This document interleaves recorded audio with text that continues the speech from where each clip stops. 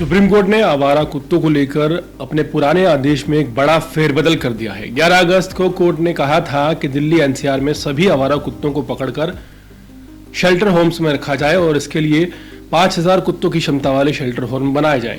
उस फैसले के बाद खूब बहस छिड़ी थी, लेकिन अब सुप्रीम कोर्ट ने साफ कर दिया है कि कुत्तों को हमेशा के लिए कैद नहीं किया जाएगा, बल्कि उन्हें इलाज और टीकाकरण के बाद दोबारा छोड़ दिया जाएगा। कोर्ट का ये नया आदेश ये कहता है कि पहले टीकाकरण होगा और उसके बाद ही कुत्तों की रिहाई होगी, यानी कोई भी आवारा कुत्ता तभी छोड़ा जाएगा जब उसकी डिफॉर्मिंग और वैक्सीनेशन हो जाएगी।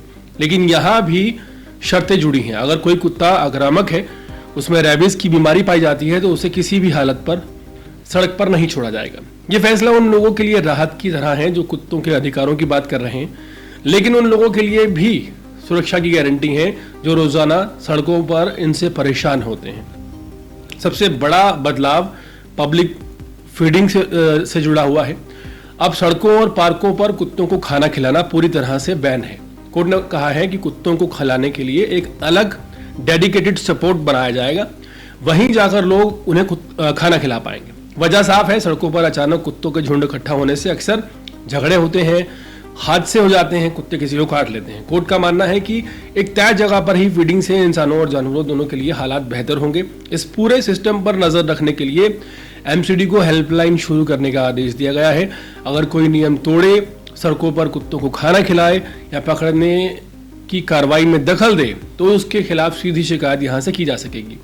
कोर्ट ने यह चेतावनी भी दी है कि अगर कोई शख्स या कोई संगठन कुत्ते पकड़ने के काम में बाधा डालेगा तो उस पर जुर्माना लगाया जाएगा, उसे अदालत की अवमानना भी माना जाएगा।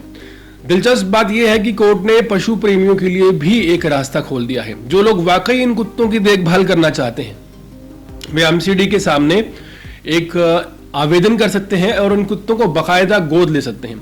लेकिन इसके लिए उन्हें 25,000 रुपए का भुगतान करना होगा। इसका मकसद ये है कि ये जिम्मेदारी सिर्फ कहने तक ना रहे, बल्कि लोग इसे गंभीरता से लें। ये मामला अब सिर्फ राजधानी दिल्ली या एनसीआर तक सीमित नहीं रहा है। सुप्रीम कोर्ट ने सभी राज्यों और केंद्र शासित प्रदेशों को भी इस केस में पक्षकार बना लिया है, यानी अब ये पूरे देश का मुद्दा बन गया है।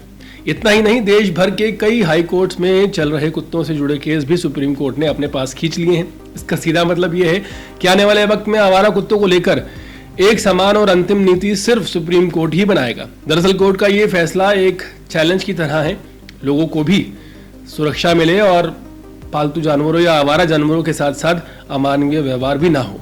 अब देखना यह है कि एमसीडी और बाकी राज्यों की एजेंसियां इन आदेशों का कितनी गंभीरता से पालन करवाती हैं, क्योंकि ये मसला सिर्फ कुत्तों और इंसानों के बीच का नहीं, बल्कि कानून, सुरक्षा और संवेदनशीलता, इन तीनों चीज़ों का एक ऐसा कड़ा इंतहाम है जिसमें लोगों की भावनाओं का भी ध्यान रखना होगा और लोगों की सुरक्षा का भी इंतजाम करना होगा।